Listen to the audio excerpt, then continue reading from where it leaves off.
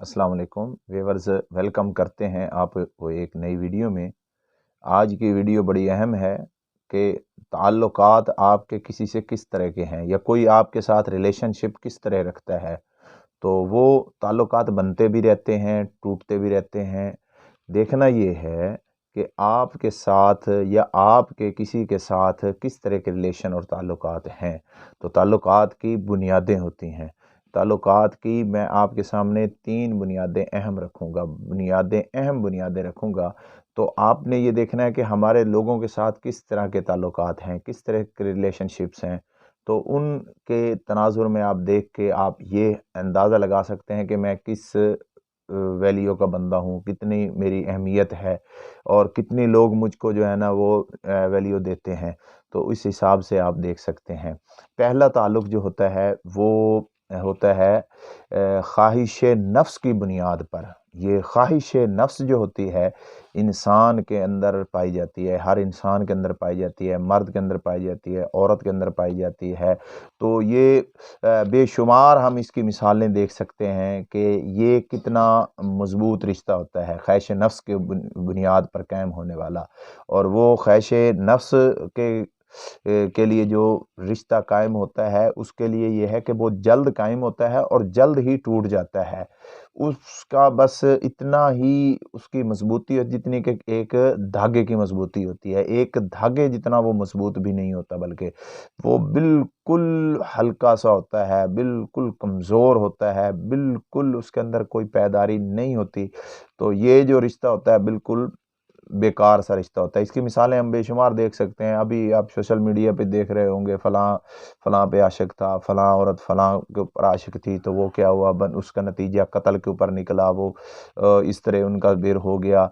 तो इस तरह हम सूरत यूसुफ के अंदर भी देखते हैं कि एक औरत जो है हज़रत यूसुफ अलैहिस्सलाम को बड़ी चाहने वाली कह रही है, मैं आपको बड़ा चाहती हूँ, मैं आपसे बड़ी मोहब्बत करती हूँ, ऐसा है वैसा है। लेकिन हज़रत यूसुफ अलैहिस्सलाम ने जैसे ही इनकार किया तो वो रिश्ता वहीं का वहीं टूट गया। तो क्या है कि ये ख़्वाहिश नफ्स के ऊपर कायम होने वाला रिश्ता, ख़्वाहिश नफ्स के ऊपर कायम होने वाला ताल्लुक़, ये बड़ा बूदा होता है, बड़ा कमज़ोर होता है, बड़ा नापायदार होता है। दूसरा रिश्ता आपको बताता हूँ, उसकी बुनियाद जो होती है वो दुनियावी मफ़ाद होता है। ये दूसरा ताल्लुक़ आपका इस तरह का हो सकता है कि आप कायम कर रहे हैं या आपके साथ कोई कायम कर रहा है। तो आपको ये देखना चाहिए कि ये किस बुनियाद पर है, ख़्वाहिश नफ्स पर है या दुनिया के मफादात के ऊपर है। दुनिया के मफादात के ऊपर कायम होने वाले रिश्ते दुनिया ने हज़ारों देखें। क्या ये सियासी पार्टीज़ के हम देखते हैं, वो दुनिया के मफादात के ऊपर रिश्ते होते हैं। तो उसमें क्या होता है कि एक पार्टी में आ रहा है, दूसरी पार्टी में जा रहा है, कभी उसमें जा रहा है, कभी उसमें जा रहा है। तो ये इनको हम आम तौर पर जो है इनको हम लोटे कहते हैं। तो ये लोटे कहाँ से पैदा होते हैं, ये इनको ये लोटा सिफ्त क्यों मिलती है तो बड़ी हंसी वाली बात है। लेकिन हकीकत ये है कि जिसकी रियलिटी जिसको हम इनकार नहीं कर सकते वो ये है कि इनका जो रिश्ता होता है, इनका ताल्लुक़ जो होता है, इनकी जो रिलेशन होता है वो सियासी हो जैसा भी हो, उसके पीछे अल्लाह आपका भला करे दुनियावी मफाद होता है। जैसे ही दुनियावी मफाद निकल गया फिर ये लोग आपके वाकिफ़ ही नहीं बनते। तो ये वो रिश्ता है जो कि देर बाद कायम होता है लेकिन टूटता जल्द है। जैसे मतलब वो कहते हैं ना, मतलब निकला दे ठुकराया। तो ये लोग फिर इतने कमज़ोर रिश्ते के हामिल होते हैं। तो इसलिए जो आपके साथ ऐसा रिश्ता कायम करता है तो देखभाल के चलें कि जैसे उसका मतलब निकल जाएगा ना फिर वो आपको ठुकरा देगा। तो ये सियासी लोटे इसलिए पैदा होते हैं। तो इसके बाद आज मुल्क में भी हम तमाशा देख रहे हैं, क्या हो रहा है कि जब कोई मुश्किल आती है ना तो वो उस पार्टी को छोड़ देते हैं, उस पार्टी के खिलाफ बल्कि प्रेस कॉन्फ्रेंस कर रहे होते हैं। तो ये सारा कुछ चलता रहता है। इसके मैं आपको बताना ये चाहता हूँ कि इस रिश्ते के पीछे मफाद होता है। मफाद निकल गया बस वो आपके दुश्मन बन गए। आपके साथ जब तक मफाद वाबस्ता है तब तक आपके साथ है, मफाद निकल गया फिर वो जानते ही नहीं कि आप कौन है और हम कौन है।